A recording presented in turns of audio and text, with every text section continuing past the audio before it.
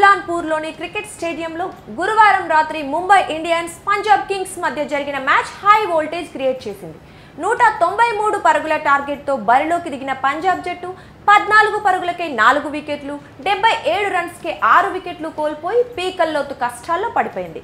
ఈ స్థితిలో పంజాబ్కు ఘోర పరాభవం తప్పదని అంతా అనుకున్నారు. కానీ పోరాడితే పోయేదేమీ లేదన్నట్లుగా విజృంభించి కేవలం 9 పరుగుల దూరంలో నిలిచిపోయింది. మ్యాచ్ ఓడిపోయిన పంజాబ్ పోరాట స్ఫూర్తి మాత్రం అందరినీ ఆకట్టుకుంది.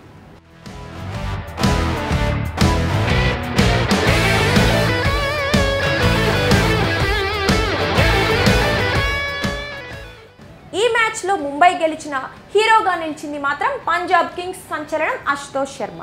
ప్రత్యర్థి జట్టులో బుమ్రా లాంటి నిప్పులు చెరిగే బౌలర్ ఉన్నా ఆ కుర్రాడు భయపడలేదు, వనకలేదు.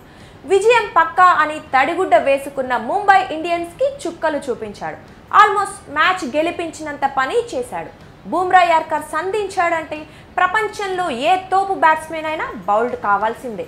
అతడి బౌలింగ్ దాడి నుంచి వికెట్లు కాపాడుకోవటంలో నానా తంటాలు పడుతుంటారు. కానీ అశుతోష్ శర్మ మాత్రం బుమ్రాకే చుక్కలు చూపించాడు.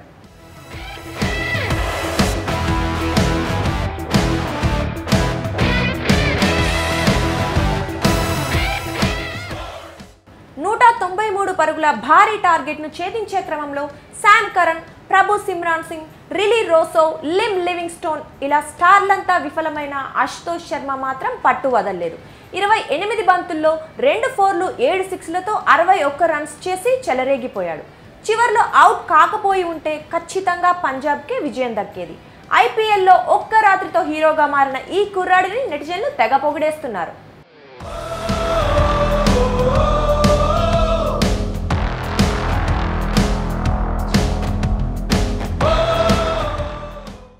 అశుతోష్ శర్మ 1998 సెప్టెంబర్ 15న మధ్యప్రదేశ్లో జన్మించాడు.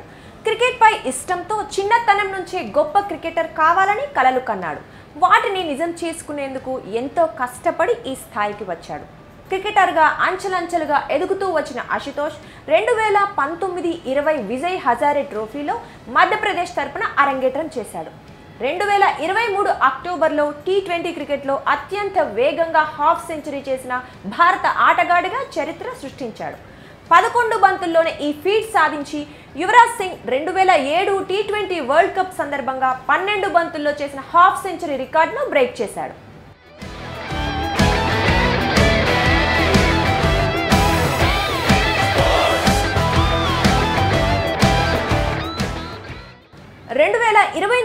ఐపీఎల్ కోసం జరిగిన వేలంలో పంజాబ్ కింగ్స్ అతన్ని 20 లక్షలకు కొనుగోలు చేసింది.